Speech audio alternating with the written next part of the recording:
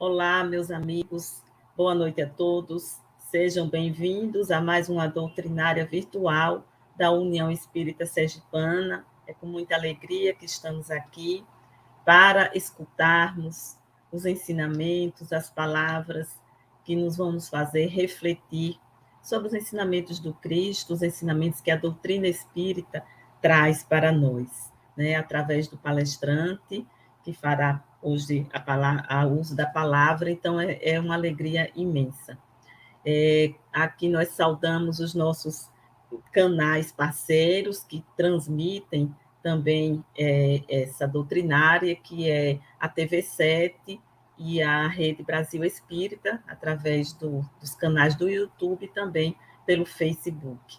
Então, é uma grande alegria estarmos aqui e vamos começar fazendo a leitura preparatória, que está no capítulo 10 do Evangelho segundo o Espiritismo, o item 4, que diz assim: a misericórdia é o complemento da mansuetude, pois os que não são misericordiosos também não são mansos e pacíficos.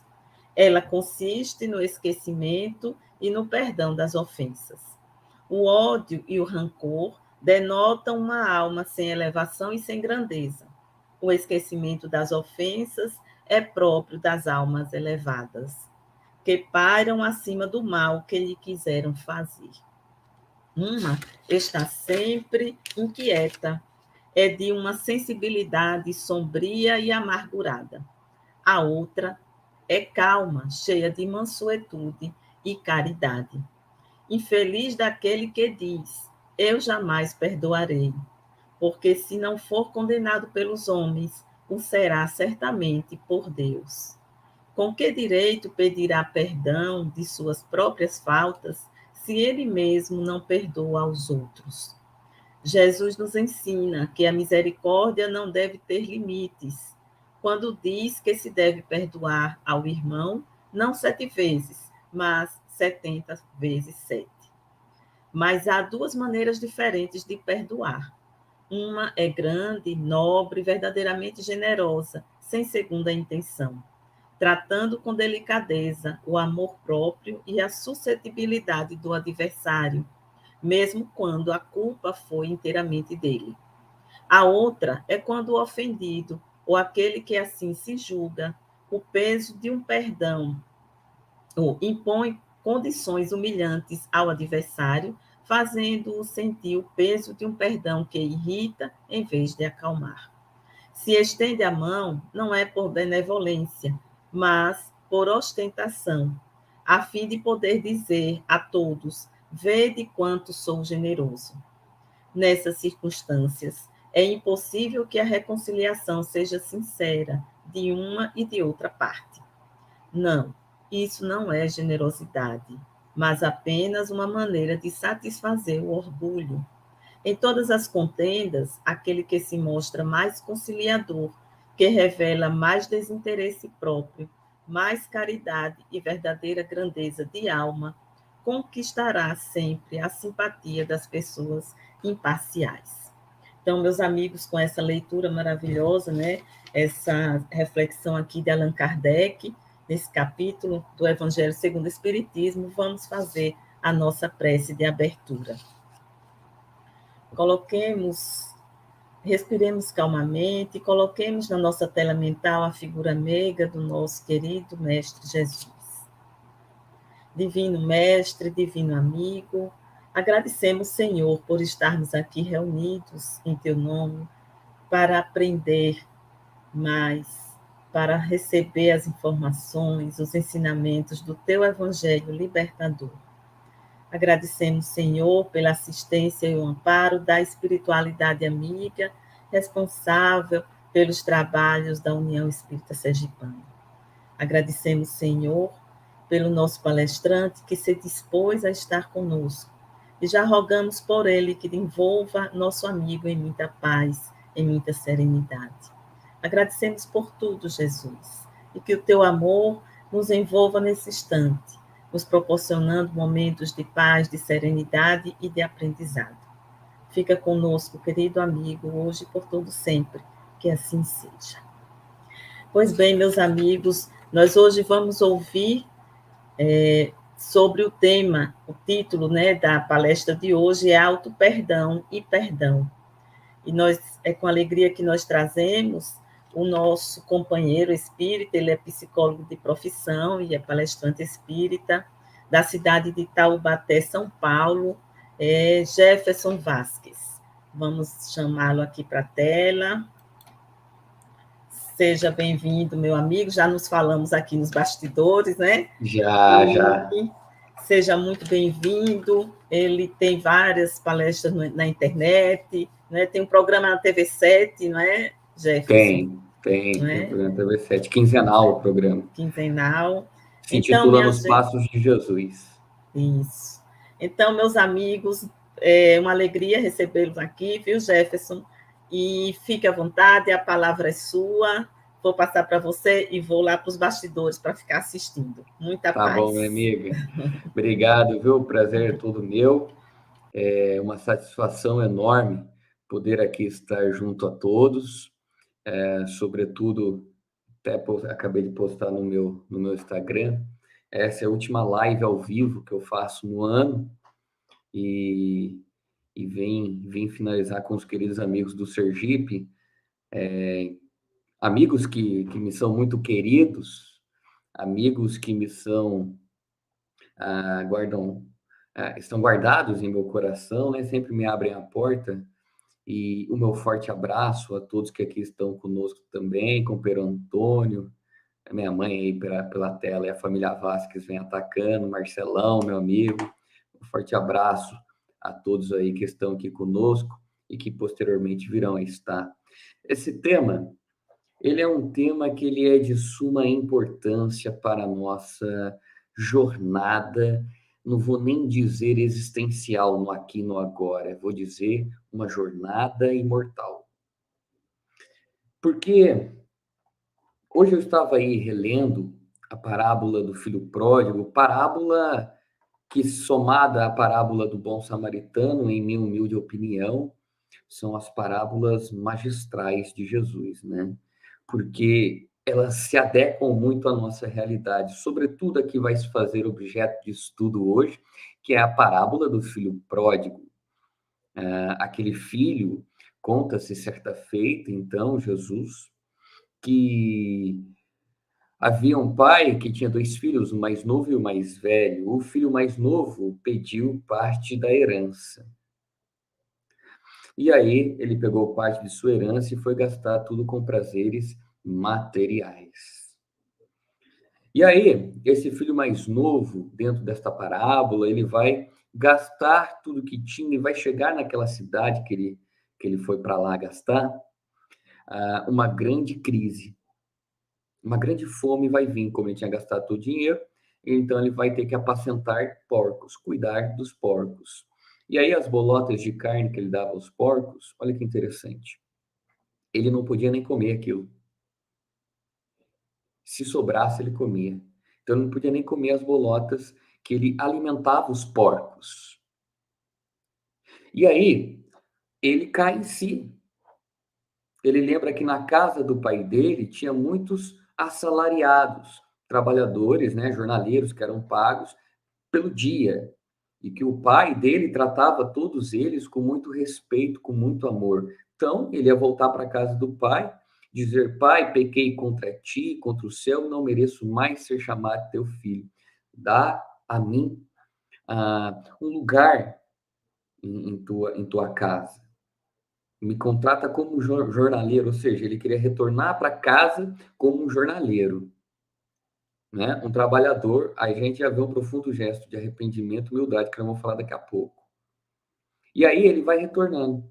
E quando o pai avista o filho voltando de longe, o pai sai ao encontro dele, abraça-o, coloca o anel no dedo dele, manda trazer uma roupa nova, uma sandália, matar o melhor bezerro que tinha, fazer uma festa, porque aquele filho que estava morto reviveu.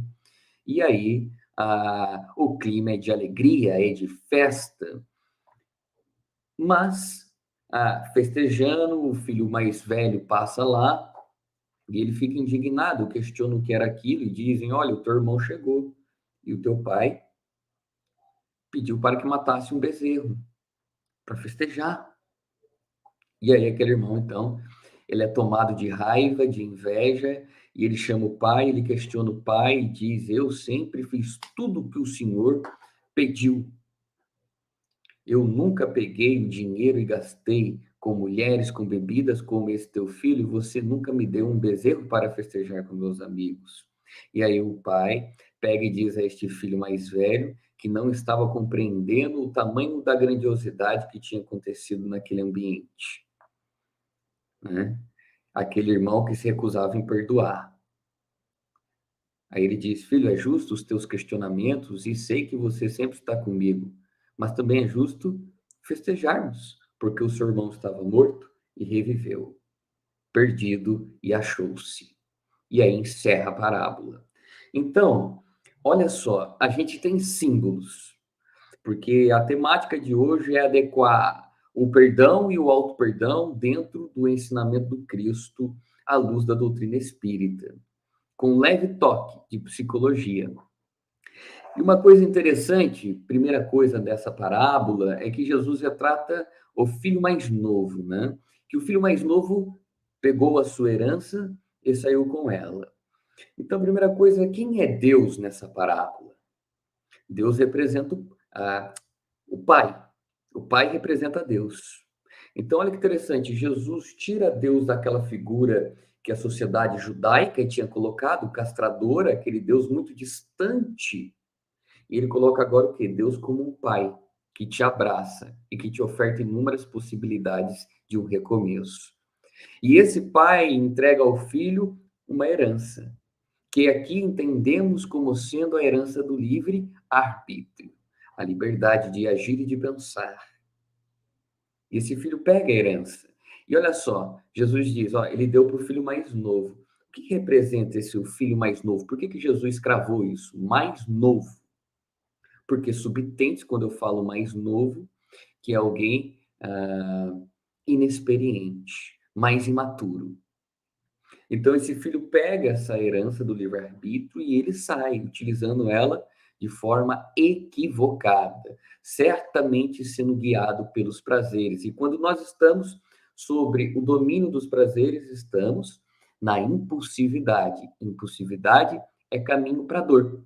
Porque, gente, se a gente já pensando, refletindo, a gente às vezes vai se equivocar.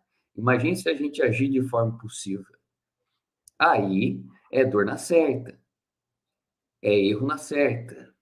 Então, olha só, o filho sai sendo norteado pelos instintos, a busca pelo prazer. Porque Jesus deixa claro que ele gastou com mulheres e bebidas. Ou seja, ele não quis salientar apenas esses dois, ele quis salientar, sobretudo, a busca pelo prazer. Porque Deus colocou em nós o desejo incessante pelo melhor, e esse desejo nos direciona à busca pelo prazer. Não é proibido, porque senão Deus não tinha colocado o prazer como uma emoção natural. O problema é ser norteado pelo prazer. Entende? O problema é deixar que ele norteie a nossa existência. Aí é complicado, mas sobretudo, quando nós falamos aqui que é o da parábola, o prazer material. Porque o prazer espiritual, oriundo do amor, da caridade, esse daí a gente não quer parar. Mas a gente tem que ter o equilíbrio também, porque a gente está encarnado e temos que viver em sociedade, em conjunto, né? Tudo na vida em excesso, aliás, em um sentido mental, faz muito mal. Por isso que é sempre importante trazer um equilíbrio. Aliás, quando Jesus vai àquela festa, em Bodas de Caná, escutando, onde ele fez ali o primeiro efeito físico, transformando água em vinho, ou sempre me questiono, e aí eu carrego essa opinião também junto com o professor Severino Celestino, transformando água em vinho, ou será que ele deu sabor de vinho à água? Né? Indagação. Mas aí Jesus estava naquela festa, e ele justamente mostrou isso. é preciso estar em sociedade. Você pode festejar, mas a sua consciência tem que estar plena, além do agora. Uma consciência tem que estar nas coisas espirituais. Então, Jesus foi viver e exemplificou para a gente ali. Ele deu um exemplo, né? Interessante. Jesus, aliás, sua caminhada inteira é um ensino, né? É profundo. E aí o mestre mostra o quê? Que esse filho recebe essa herança e ele gasta ela de forma equivocada, agindo pelos instintos, pelos impulsos. Então ele transformou a liberdade, porque a liberdade só pode ter esse nome se ela é utilizada com responsabilidade. Se é utilizada sem responsabilidade, ela se transforma em libertinagem, ou seja, o mau uso da liberdade. A gente age para depois pensar. E quem caminha junto com a liberdade pensa para agir e quando age, arca com responsabilidade e com as consequências, né? Aliás, Leon Denis, na obra O Problema do Ser, do Destino e da Dor, vai dizer que a consciência é o que desperta o senso da responsabilidade. A consciência vai aprovar, olha, isso é certo, isso é errado. Quando a gente estuda a doutrina, os ensinamentos de Jesus, a gente vai ampliando essa consciência espiritual, a consciência da realidade. E aí o conceito de certo ou errado também vai se ampliando, vai se modificando. E aí é isso que vai dizer a nós, olha, você precisa tomar cuidado com isso, com aquilo. E esse aprova, desaprova é o que gera o sentido de responsabilidade, de acordo com Denis. Interessante. Então, não é possível ter liberdade sem responsabilidade. São coisas que caminham juntos. Eu quero ter liberdade, mas não quero ter responsabilidade. Então, você quer ser libertino, como o filho mais novo. E aí o filho mais novo pega essa herança, utiliza ela de forma equivocada e ele vai lá apacentar porcos. Muitos me questionam assim, Jefferson, por que Jesus coloca um porco do nada na parábola? Não é a figura do porco que a gente tem que olhar. É que o porco representa o quê? Um animal. O animal representa os instintos, mas olha que profundo que Jesus falou. Esse filho mais novo, ele se entregou tanto aos prazeres, ele deixou tanto que os instintos reduzissem ele, que ele estava em um sentido carnal abaixo dos porcos. Então ele estava sendo norteado pelos instintos, muito mesmo. Porque ele não podia nem comer, ele não tinha o mesmo direito daquele animal. Olha o que Jesus traz. Ele não tinha o mesmo direito daquele animal. O animal tinha mais direito do que ele. Porque os instintos é uma inteligência primária. Né? O princípio inteligente que ainda está estagiando no reino animal, certamente que Deus e os diversos filhos, nossos irmãos que obram na extensa vinha do Pai, a gente sabe que o animal não tem esse senso que nós temos, esta complexidade cognitiva, logo também não tem tanta responsabilidade, e ele é norteado no sentido pelos instintos, a sua sobrevivência, a reprodução, a propagação da espécie. Então, é óbvio que a responsabilidade que o animal vai ter não é a mesma nossa. A quem mais foi dado, mais será cobrado. E nós recebemos esse maquinário, esse corpo fantástico, para justamente o quê? Pensar, refletir, raciocinar. E quando a gente perde isso, a gente retorna naquele homem das cavernas, o primitivo. A gente retorna, por assim dizer, à nossa própria animalidade. Profundo isso, não é? Ó. Mas aí Jesus não para por aí, porque Jesus não para. Ele vai adiante, ele vai dizer, olha, mas esse filho se arrepende. Então esse filho estava, no que a gente compreende, no Evangelho segundo o Espiritismo, lá no capítulo 11, item 8, o, o Espírito Lázaro, ele vai mostrar um caminho que se faz até o amor. Até o amor. Então, ele vai dizer que no começo é instinto, depois é sensação, depois é sentimento.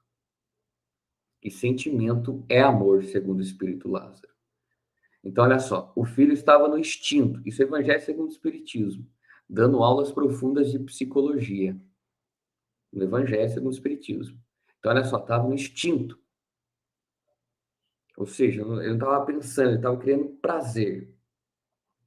Depois, a gente vai avançando um pouco e vai sentindo sensações. Quando a gente fala sensação, é prazer, desprazer.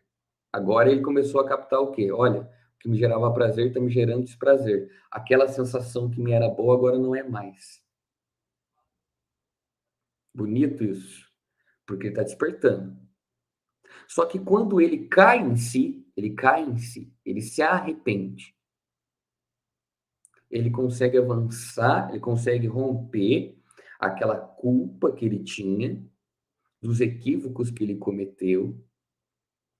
Ele se aceita e por se aceitar, se perdoa e porque se perdoou, sabe que é filho do Pai e que merece um lugar na casa dele, mesmo que seja um pequenino lugar agora, pois ele errou anteriormente.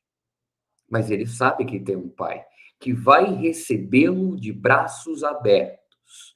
Ele sabe que se todo mundo virar as costas, este Pai vai recebê-lo de braços abertos e vai dar a ele o que há de melhor para que ele recomece. Olha só, começou a entrar na temática propriamente agora da noite. Então ele cai em si, ele se arrepende. Então o arrependimento ele surge da culpa, da culpa. Olha que interessante. Porque aqui a culpa a gente tem que analisá-la com seriedade.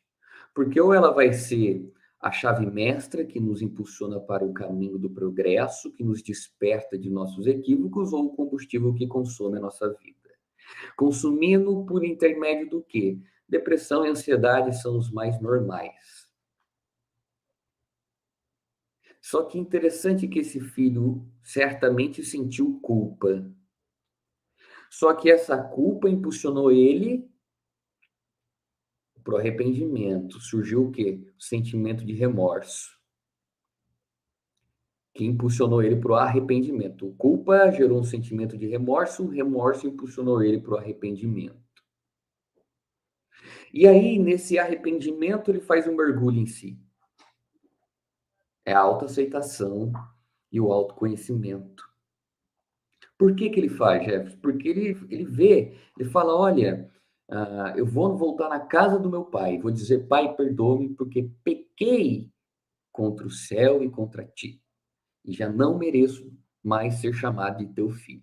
Ou seja, ele refez, ó, ele se autoanalisou, ele percebeu tudo que ele fez, ele revisitou as experiências dele. Só que ele não parou por aí, não estagnou, não deixou que o sintoma tomasse conta. Sempre quando eu falar sintoma aqui para vocês, entendam como transtornos do humor, tá? Não só sintoma, porque dor física é doença, né? Então, sintoma é uma expressão de um conflito mental que está reprimido.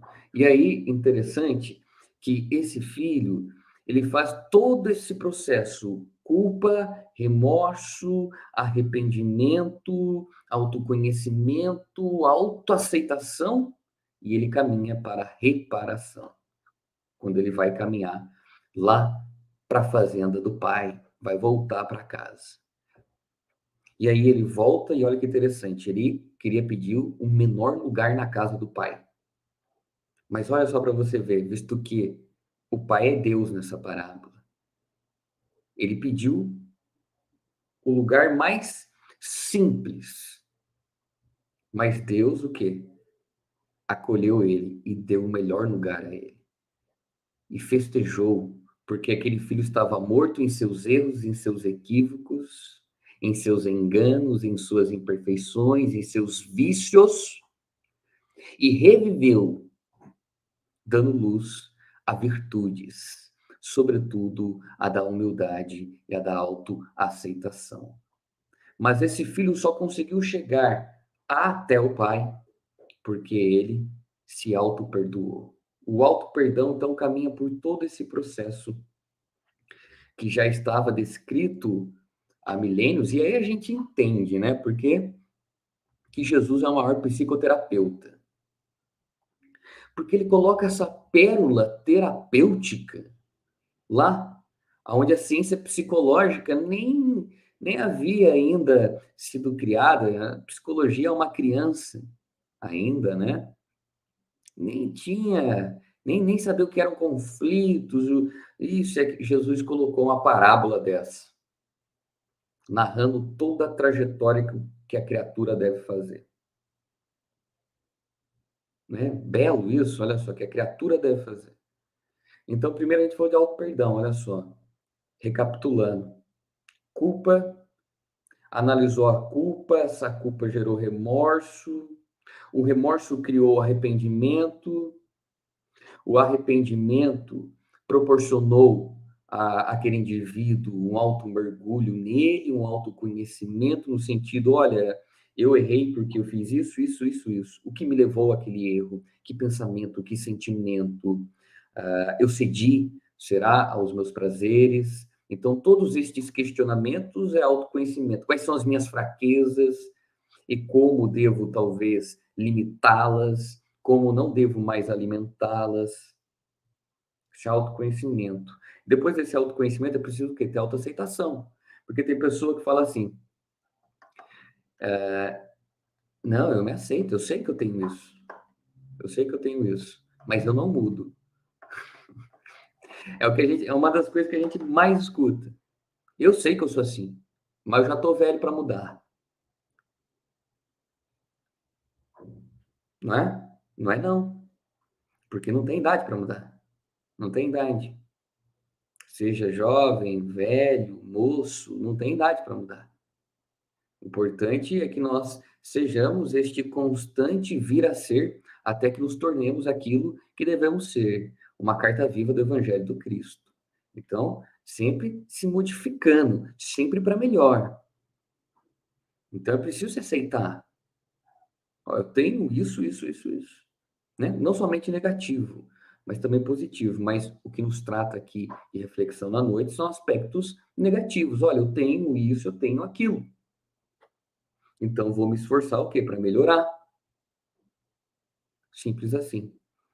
Então, esse foi o caminho do auto-perdão. Mas, vamos deixar ele mais claro ainda.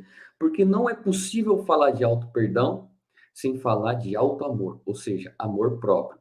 Quando Moisés crava, lá no livro de Levítico, no Antigo Testamento, no capítulo 19, versículo 18, aquela seguinte lição: amarás ao teu próximo como a ti mesmo. Moisés ensinou que você não pode dar ao outro aquilo que você não tem. E na medida que você se ama, você sabe que o outro também merece ser amado.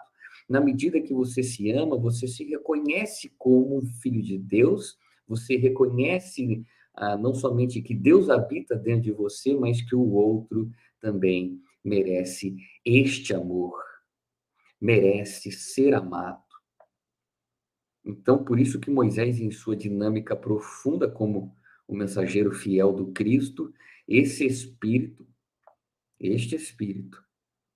coloca lá essa lição profunda. Porque nós alimentamos uma ilusão, eu amo o próximo. Muitas vezes dizemos isso, e muitas vezes temos atitudes o quê? Que não condizem com isso. A nós mesmos. A gente quer amar o outro, não se ama. A gente cuida do outro, mentalmente, talvez, fisicamente, vamos falar mentalmente, que fisicamente já é um campo mais fácil. Mentalmente, mas de nós não. Entende? Então, isso tudo é gesto que de negação, de fuga, de adoecimento. A gente vai adoecer. Quando a gente foge da gente, da nossa realidade, a gente está fugindo. Quando a gente quer dar para o outro o que a gente não tem, duas coisas: a gente não está dando nada, né? E a gente está se iludindo. E iludindo o próximo também. Porque quando a gente quer dar algo que não tem, se eu falo assim, ó, eu vou te dar esse celular, mas imagine que eu não tenho esse celular. Então, isso é uma ilusão. Como que eu vou dar para você algo que eu não tenho? Entende? Por isso que Moisés crava lá. E Jesus vai relembrar isso e vai amplificar essa lição, que não vai ser objeto hoje da noite de estudo. Mas aí, então, falar de auto-perdão é falar de um profundo movimento de amor próprio. E aí surge a indagação. Jefferson, deixa de forma mais clara para a gente o que seria o amor. Quais são as características do amor? E aí, eu e minha limitação ainda, claro, né? Eu não, eu estou aprendendo, sou uma criança caminhando em direção ao amor. Mas a gente vai relembrar o quê? Daquela carta de Paulo de Tarso aos Coríntios, capítulo 13, versículo 7, onde o apóstolo abnegado do Cristo, Paulo de Tarso, que se esforçou para amar até o fim da vida. Paulo de Tarso que amou e amou muito. Ele vai dizer assim, que o amor tudo desculpa, tudo crê, tudo espera, tudo suporta. Ele deu 4 virtudes do amor nessa carta memorável, né? A primeira epístola aos Coríntios. Olha lá. O amor tudo desculpa. O que ele está querendo dizer? O amor é indulgente. Ser indulgente é reconhecer as falhas alheias, no sentido de que todos nós somos imperfeitos, logo o outro precisa de compreensão, não de julgamentos. Ele precisa de alguém que ajude ele a olhar novos horizontes e não afundá-lo no abismo onde ele se encontra. Então, ter indulgência é entender as suas próprias limitações, utilizar de compreensão para com o próximo, perfeito? Falamos disso a todo momento no movimento espírita. Você precisa ter aceitação com o próximo, né? Aceitação, você precisa ter indulgência com o próximo, certo? A gente veio falando isso. Só que a gente não tem indulgência com a gente, muitas vezes, olha só.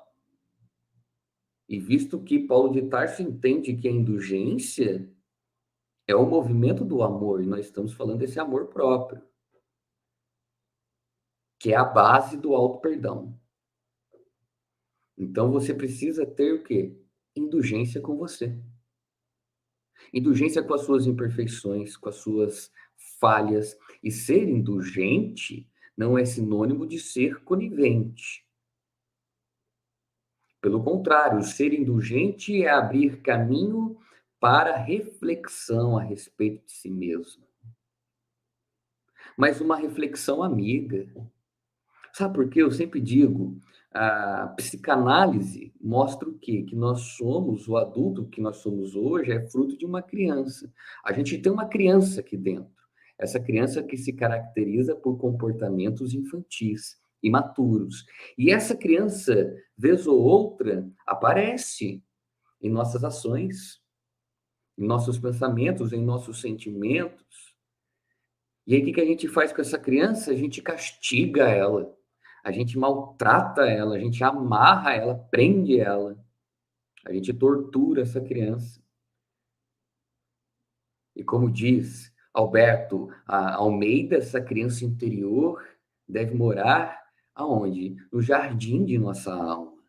E a gente coloca ela onde? Numa cela.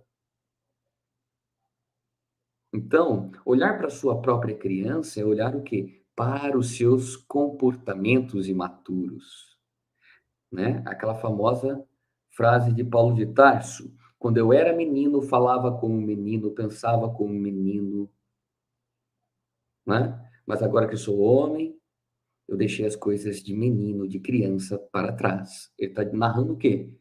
Olha, tudo o que eu fazia de imaturo, eu deixei para trás, porque o que me tornou este homem que sou hoje foi o amor. Então, subtende-se que o amor é a maturidade.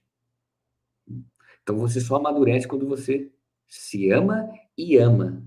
Ó, por isso que Jesus exemplificou e falou a todo momento do amor, porque a cura, ela é pelo amor. Então, ser indulgente é um profundo gesto de amor consigo, não é ser conivente, lembrem disso. Mas também o que é não se castigar. Olha, eu errei nisso, nisso, nisso, nisso. Calma. Vamos se reconduzir. Vamos reconduzir porque culpa excessiva só vai me tornar o quê? Improdutivo. Vai me levar para o que Joana de Ângeles denomina na obra Autodescobrimento, uma busca interior, como doença da alma, que é a lamentação. É a criatura que se lamenta de tudo. É um profundo processo de adoecimento psíquico. E aí o amor tudo desculpa, então o amor é indulgente, o amor tudo crê, ou seja, o amor é convicto. Convicto do quê? Convicto de que, assim como o filho mais novo, de que quando ele se arrepende, ele estava convicto de que ele seria aceito na casa do pai. Traduzindo na nossa realidade de filhos pródigos, é ter convicção de que somos filhos de Deus, irmão de Jesus, e aqui estamos o quê? Para ser amado. Aqui estamos o quê? Para nos reconstruir, para nos reabilitar. Entendem? E não para ser castigado. Porque a reencarnação não é um castigo, ela é um recomeço. Nós não reencarnamos para sofrer. Nós reencarnamos para dissolver as causas que nos fazem sofrer. Então, nós reencarnamos para ser felizes. E é preciso que tenhamos esta convicção. Mas ter convicção também do quê? Das leis que lemos, né?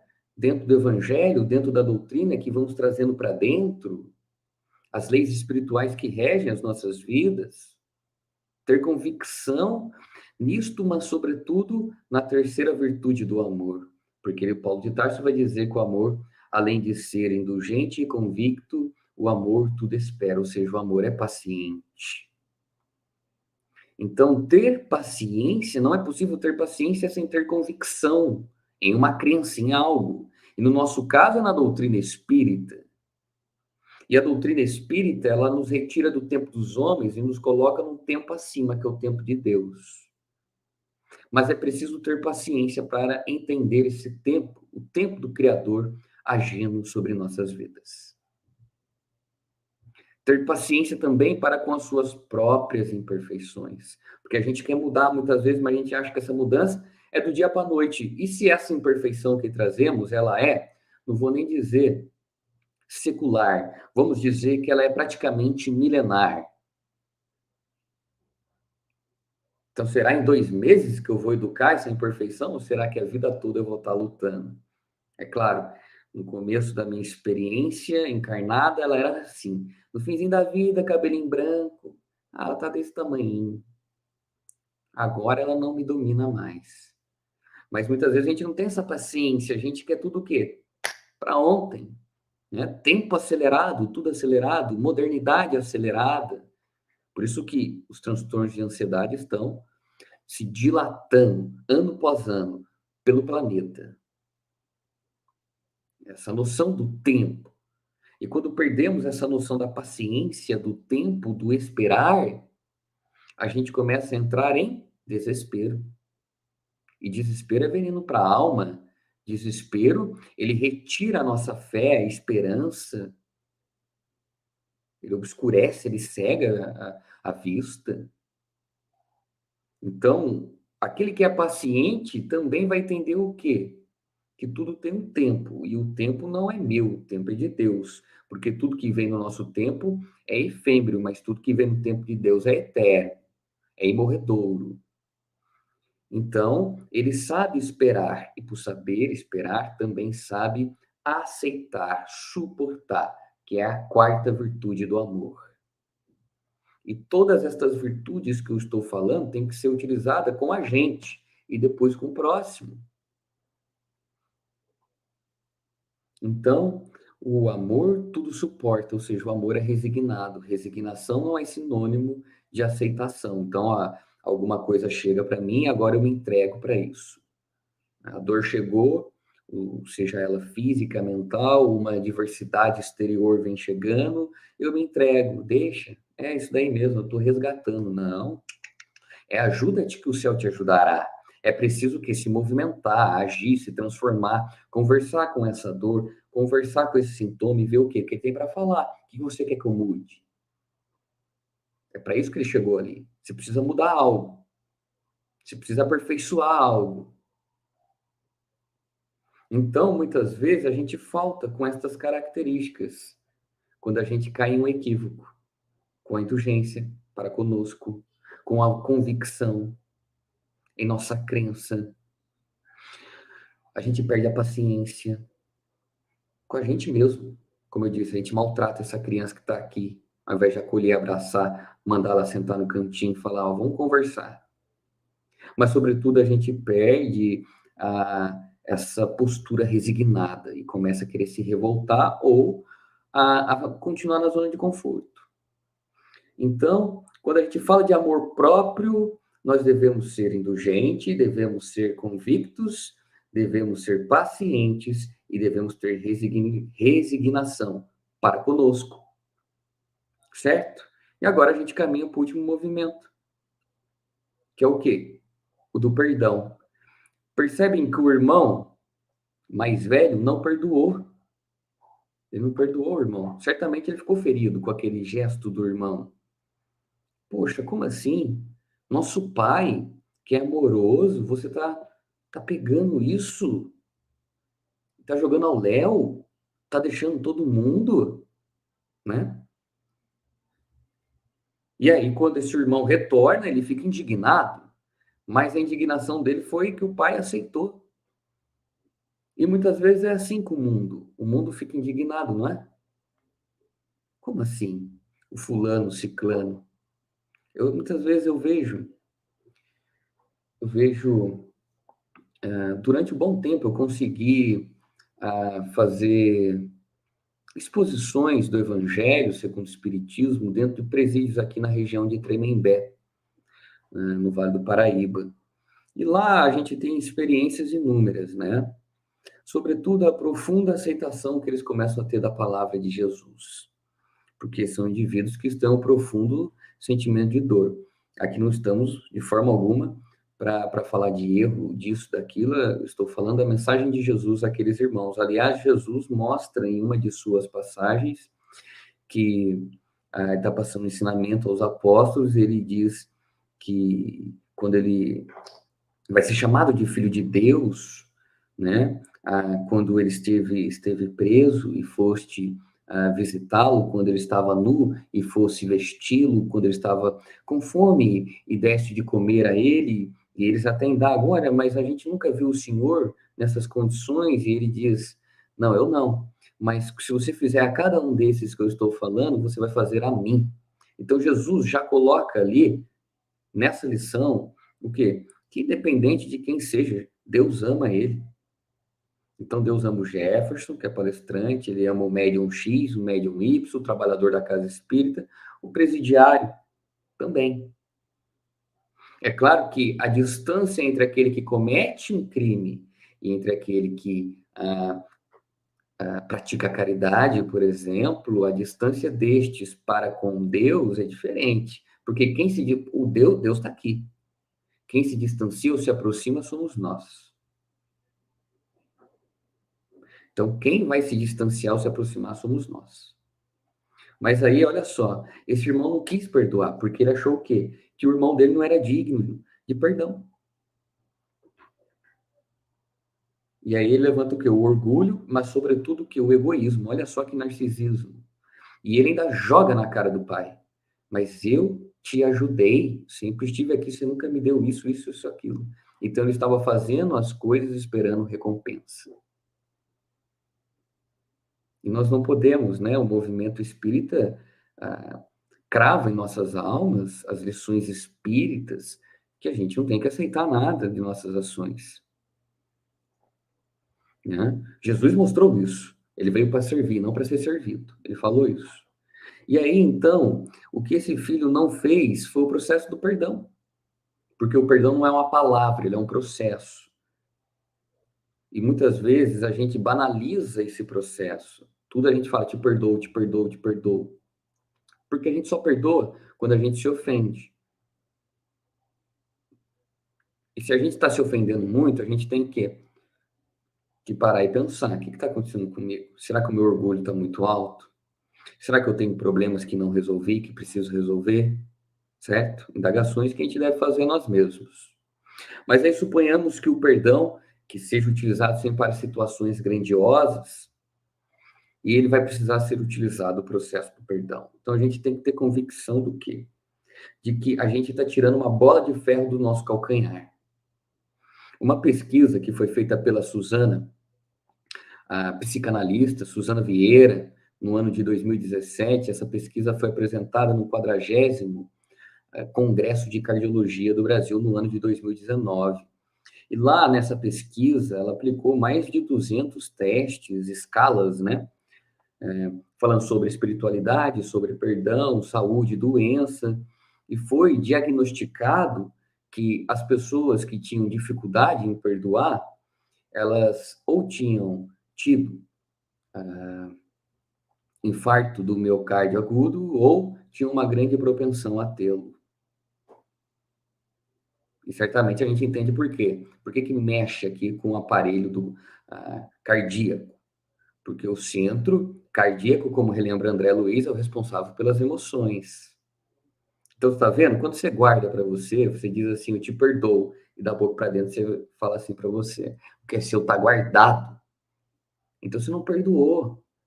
Você fala que perdoa, mas fica como foi aqui lido na mensagem, né? Você, não, eu te perdoo, mas você continua humilhando a pessoa, aquele perdão que pesa, aquele perdão pesado que é um fardo. Então você não perdoou. Ou perdoa para tirar foto e dizer para todo mundo da família, para os amigos. Então você não perdoou. Você quer o quê? Ibope. Você quer o quê? Posse. Você quer o quê? Se vingar. Qualquer outra coisa, menos perdoar.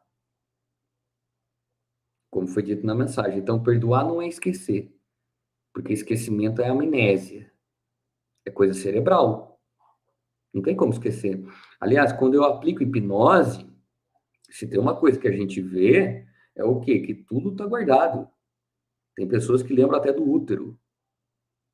Então você não esquece. Está guardado aqui dentro, no que Joana de Ângeles denomina como sendo inconsciente profundo. Está guardado, então você não esquece. Então, não é esquecer, mas é dar a uma situação um novo significado, um novo sentido. Então, lá quando eu tinha a idade tal, não era espírita, não era seguidor de Jesus, eu pensava assim, e hoje? Eu enxergava o fulano com nojo, com repulsa. Será que hoje eu posso desenvolver compaixão? Compaixão? Entende? Então, olha, você está dando aquela situação, a mim foi isso, isso, isso, isso. Mas hoje, mais esclarecido, enxergo ela como um caminho para o meu aprendizado e crescimento espiritual, porque aquelas situações me tornaram o ser que sou hoje, me reeducaram, tá vendo? Tudo isso é o quê? É dar um novo significado, é ressignificar, dar um novo sentido àquela experiência antiga, um sentido bom, benéfico, que o quê? Começa a limpar o lixo que a gente tem aqui dentro, o lixo emocional. Então, perdoar não é esquecer. Perdoar não é negar, diminuir ou aprovar o evento. Tem pessoa que fala assim, negar, vamos lá. Nada, não aconteceu nada. Não aconteceu nada e fica 1 ano, 2 anos, 3 anos. Toda vez que encontra com a pessoa, fala tal coisa da pessoa ou fala pelas costas. Então, você está negando, mas está aqui dentro. Você está demonstrando aí, ó, o quê? Que aconteceu. Esse nada aconteceu tudo. Você engole o choro, nega a perda e chora por dentro. Nega o ocorrido, chora por dentro. E isso é o quê? É caminho para o adoecimento, gente. Não tem outro caminho.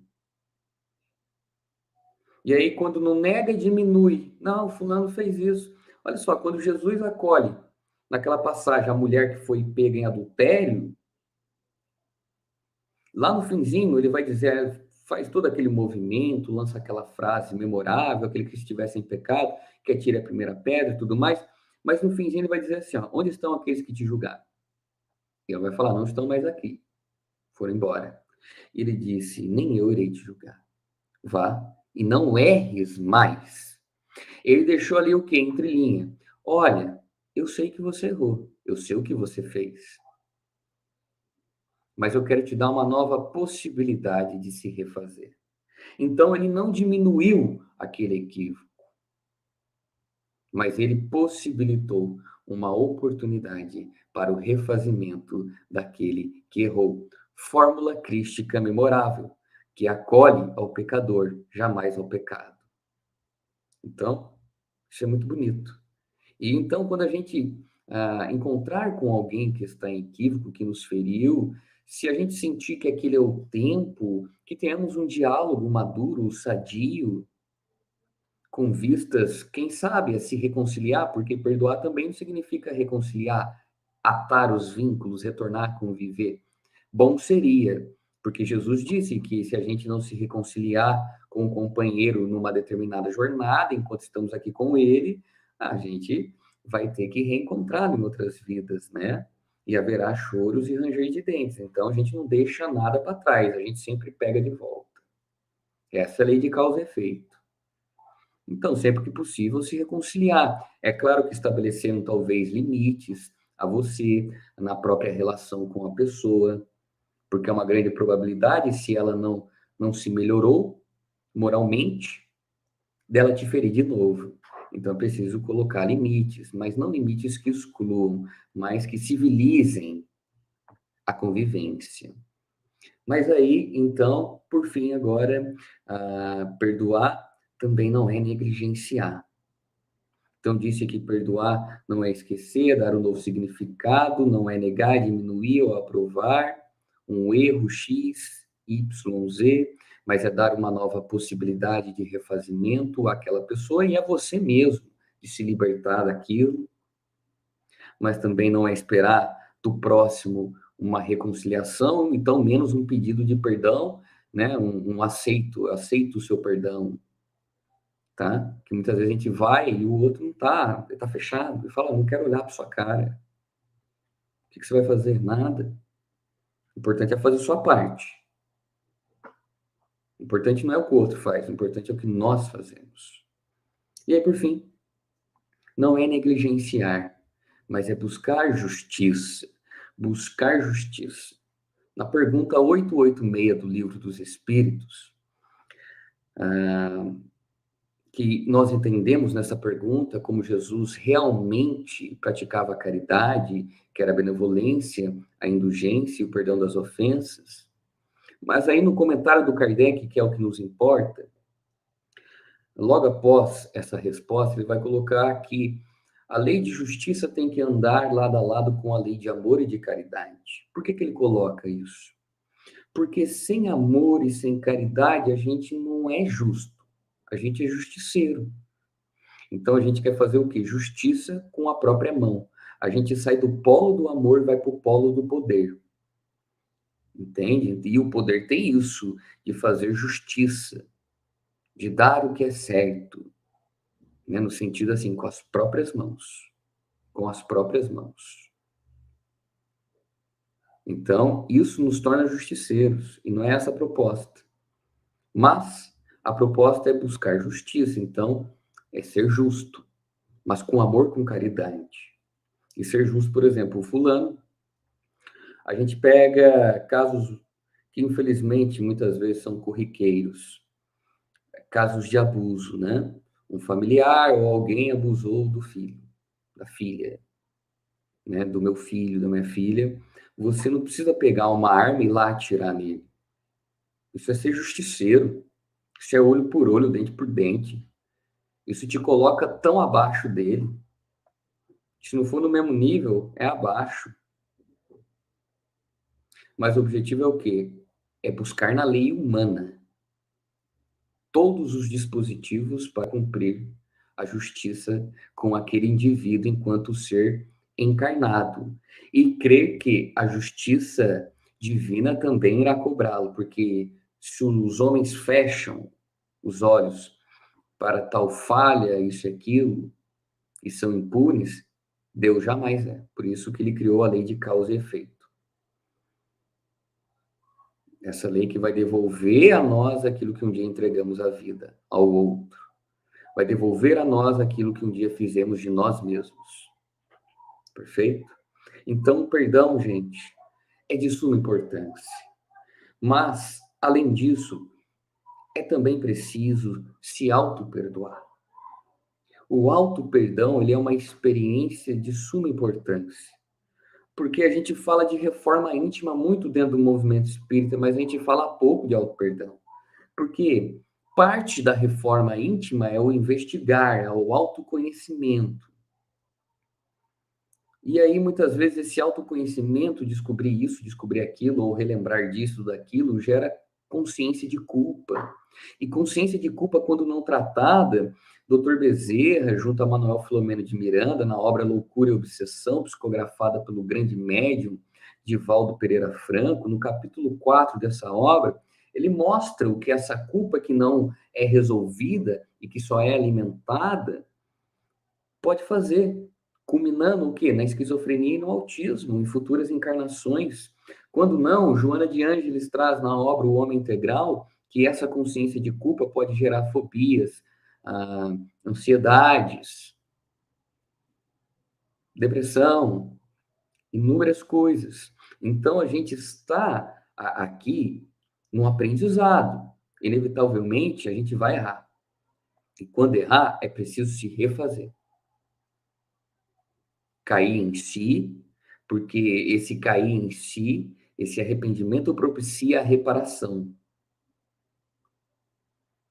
Então, é preciso reparar com novas atitudes, com novas ações.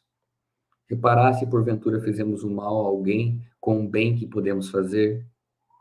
Então, quando nós falamos de reforma íntima, não é possível ter reforma íntima sem ter auto-perdão. São duas coisas que caminham junto. Entende? Aquele filho pródigo representa nós. Só que olha só o que Jesus mostrou. Você só consegue caminhar em direção a Deus verdadeiramente quando você se perdoa. Olha que lindo que Jesus ensinou. Olha que lindo. Quando você se perdoa, você caminha verdadeiramente para os braços, metaforicamente, porque Deus não é uma criatura humana, mas você caminha para os braços de Deus. E aí ele vai te colocar o quê? No pé, nova sandália. Sandália representa, olha que simbólico, vai no pé. O pé é o quê? É uma nova direção, é o que nos guia, né? Nesse caso, Deus coloca a sandália em você. Ou seja, você vai ser norteado pelos propósitos divinos, mas você precisa se perdoar. Porque se você não se perdoar, você não consegue perdoar o próximo, você não consegue caminhar também. E aí a vida vira uma bola de neve, e quando vê, já estamos com o cabelo branquinho, branquinho, branquinho, adoecidos, com inúmeros problemas físicos, mentais, com inúmeras coisas que não conseguimos resolver. Então, que esse Natal seja nós uma experiência de renascimento de Jesus na manjedoura de nossas almas. Que a luz do amor, do perdão, da autoaceitação, do auto-perdão nasça dentro de nós. E que a paz de Jesus, meus irmãos, sempre se faça presente em nossos corações e que tenhamos sempre consciência de que se Jesus é a porta, certamente Kardec é a chave. Deus, Cristo e caridade, hoje e sempre. Que assim seja, viu, meus irmãos? Muito obrigado por tudo aí. Nós aqui agradecemos, Jefferson, pelas suas palavras, pelos ensinamentos. Você falou de um tema que é tão desafiador ainda para todos nós, do perdão, né, do auto-perdão, ainda hoje.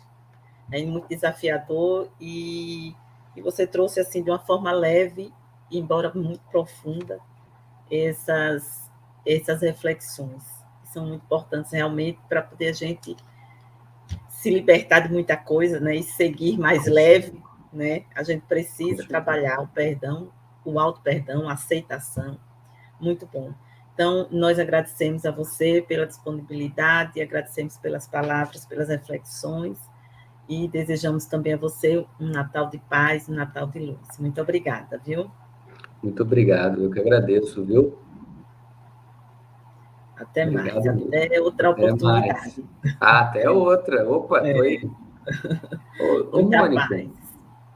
Mônica, só um minutinho. Pois não. Eu tô vendo uma pergunta aqui, Ah, sim. Veja aí, eu não percebi. da Ah, da Luciana. Luciana, sim. Deixa eu colocar Você põe aqui, na tela para a importante. gente, por favor? Isso. Quando a pessoa desencarnou e não perdoou, como lidar com isso? Então, olha só. A gente é espírita, porque o espírita, Luciano, o espírita, a gente não tem como fugir, né? Certamente a gente sabe o quê? Que a morte não existe. A morte é a própria vida, segundo o benfeitor Emmanuel, numa nova direção, uma direção mais bela e mais profunda. Se, por exemplo, a pessoa partiu e você tinha barreiras para com ela, certamente que você, aí estando encarnada pela prece convicta, sincera, pode pedir a ela perdão. E pode começar esse processo desde já, que vai, é claro, se concretizar em um reencontro no plano espiritual. Então, você pode, independente se está encarnado ou não, realizar o processo do perdão. O espírita, para gente, aliás, né, não tem tempo. É claro, o importante é estar junto aqui nessa vida, mas se não tem problema. Começa a fazer isso desde já e pede para essa pessoa te perdoar. Ou você perdoe ela, e isso vai chegar a ela. E se ela estiver em um estágio moral e intelectual apto a captar esses sentimentos sublimes, ela vai captar e certamente vai entender a grandiosidade desse momento. É isso aí, muito bem. Tem aqui a mensagem de Antônio Carlos Pereira. Gratidão, querido Jefferson, por bons esclarecimentos acerca deste assunto tão importante para todos. São muitas mensagens que tem aqui, né, de gratidão. Então, foi muito bom. Então, meu amigo, muita paz. Foi uma alegria, um prazer te conhecer e que tenhamos outras oportunidades. Prazer é todo meu, viu? Abraço apertado aí. Tchau, tchau. Meus amigos, chegamos ao final dessa palestra maravilhosa e realmente trouxe muita informação da psicologia, do ensinamento do Cristo, do Evangelho, da doutrina espírita. Então, é um material muito bom, vale a pena até a gente assistir de novo, né, para poder assimilar todos os conceitos que foram passados, as informações. Eu queria terminar essa doutrinária trazendo uma mensagem, uma poesia de Alta de Souza, e com essa poesia a gente encerra, vai ser a nossa prece. É curtinho, né? O título é Perdoa, é do Espírito Alta de Souza, pela psicografia pelas mãos abençoadas de Chico Xavier, e diz assim: repara a fonte diligente e boa, escravizada ao solo em que destila, acolhendo a cantar doce e tranquila a saliva do charco que a magoa. Envolvente e translúcida coroa que afaga e nutre o coração de argila, passa ajudando ao chão em que se asila, tanto mais pura quanto mais perdoa. Como a fonte que ouvida toda ofensa, abraça na bondade a luz imensa, que te aguarda no mundo a alma sincera. E estendendo o perdão por onde fores, encontrarás na cruz das próprias dores a alegria divina que te espera. Alta de Souza. Que a paz de Jesus nos envolva nesse instante e que Deus, nosso Pai, seja louvado hoje por todo sempre. Muito obrigada, meus amigos, a todos que acompanharam essa doutrinária e estaremos juntos, né, com a doutrinária numa próxima oportunidade. Muita paz e muito boa noite a todos. Tenham uma noite abençoada.